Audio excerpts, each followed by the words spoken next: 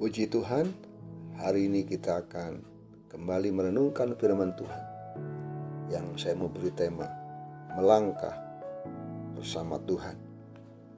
Dalam firman Tuhan Yosua pasal 3 ayat 3 sampai ayat yang kelima, firman Tuhan berkata, dan memberi perintah kepada bangsa itu, katanya, segera sesudah kamu melihat tabut perjanjian Tuhan Allahmu yang diangkat para imam, yang memang suku Lewi, maka kamu harus juga berangkat dari tempatmu dan mengikutinya. Hanya antara kamu dan tabut itu harus ada jarak kira-kira 2000 hasta panjangnya. Janganlah mendekatinya, maksudnya supaya kamu mengetahui jalan yang harus kamu tempuh, sebab jalan itu belum pernah kamu lalui dahulu. Berkatalah Yosua kepada bangsa itu, kuduskanlah dirimu, sebab besok Tuhan akan melakukan perbuatan yang ajaib di antara kamu.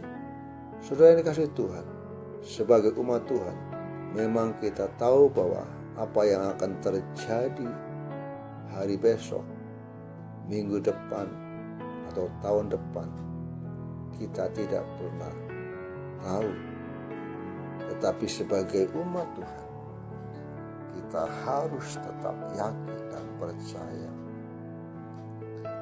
bahwa ketika melangkah bersama dengan Tuhan, Tuhan sendiri yang menetapkan langkah-langkah kita.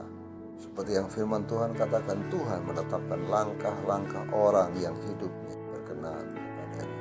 Hari ini kita belajar kehidupan bangsa Israel ketika mereka siap masuk ke negeri Kanaan.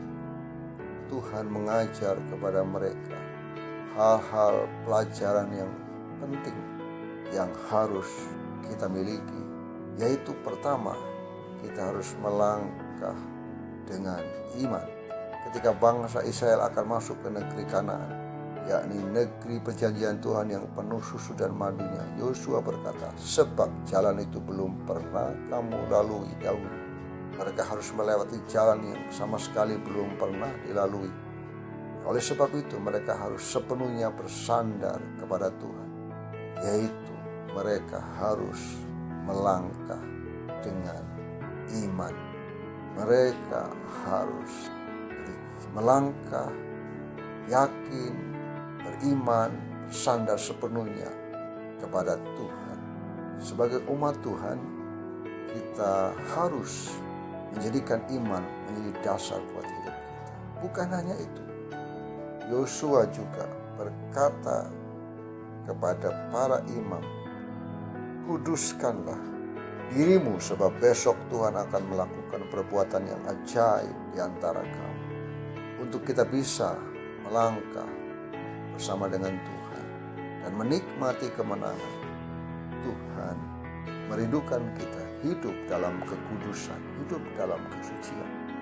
Yosua berkata, kuduskanlah dirimu, sebab besok Tuhan akan melakukan perbuatan yang ajaib di antara kamu. Penting sekali hidup dalam kekudusan.